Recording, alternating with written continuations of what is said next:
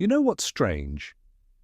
A generation was told they had more options than anyone before them, but somehow many older Gen Zs feel exhausted before real adult life has even begun.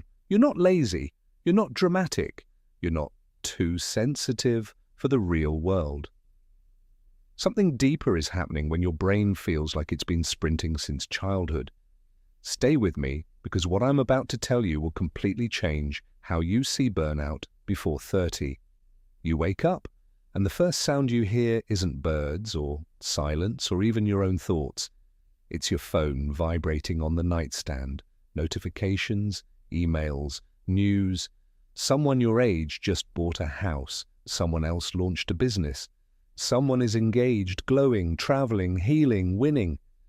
And you're lying there with one eye open, already tired before your feet touch the floor. You make coffee, scroll without meaning to, answer messages in your head but not in real life. And somewhere between the mirror and the door, you wonder, why do I feel so old already? And not physically old, emotionally old. Like your nervous system has seen too much. Psychologists call one part of this burnout. Christina Maslach, one of the leading researchers on burnout, described it through emotional exhaustion, cynicism, and a reduced sense of accomplishment. That sounds formal, but here's the simple version. Burnout is what happens when your inner battery gets drained faster than it can recharge.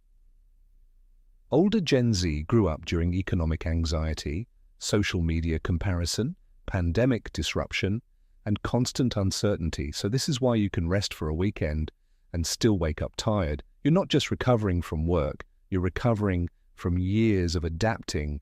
Your brain learned to stay alert because the world kept changing the rules. But here's where it gets interesting.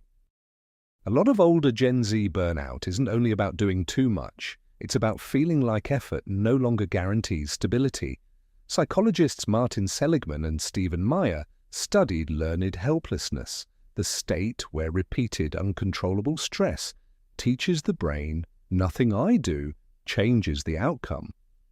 But your life probably doesn't look like a lab experiment, but the emotional pattern can feel familiar. You study, apply, work, improve, post, save, try again, and still feel behind. It's like running on a treadmill where the speed keeps increasing but the finish line keeps moving. This is why you can be ambitious and hopeless at the same time. You're not lacking drive. Your brain is tired of chasing rewards that keep getting delayed. And then there's identity diffusion, a concept Erik Erikson connected to the struggle of figuring out who you are and where you belong. Previous generations had pressure too, but many older Gen Zs had to build an identity in public. Every phase, opinion, mistake, haircut, relationship, and career pivot could be watched, saved, judged, or compared. Research by Jean Twenge and colleagues has linked heavy digital life with rising anxiety and depressive symptoms among young people, especially when social comparison is constant. Imagine trying to grow a plant while someone keeps measuring it every hour. That's what growing up online can feel like. This is why you sometimes don't know whether you're tired of your life or tired of performing your life. Now, before the comment section explodes, this doesn't mean every tired 20-something is traumatized, and it doesn't mean hard work is bad. There's a healthy version of exhaustion that comes from effort, growth, building something real, carrying responsibility for a season. That kind of tiredness usually has meaning inside it. But there's another kind. The trauma-based version is when rest feels unsafe, when you feel guilty for doing nothing, when your body is still but your mind is scanning for the next problem. That's not discipline. That's survival mode dressed up as productivity. And the uncomfortable truth is, many older Gen Zs were praised for coping so well that nobody noticed they were slowly disappearing inside the coping. Here's the reframe. You're not broken. You're not weak. You're not a failed adult because you don't feel excited by the life you were told to want. Psychologists Edward Deci and Richard Ryan, through self-determination theory, found that humans need autonomy, competence, and connection to feel truly motivated. Not just money, not just achievement, not just being impressive. So maybe your burnout is not proof that you can't handle life.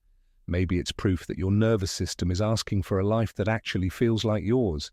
You're not lazy, you're overloaded, you're not ungrateful, you're undernourished in the places that make effort feel meaningful.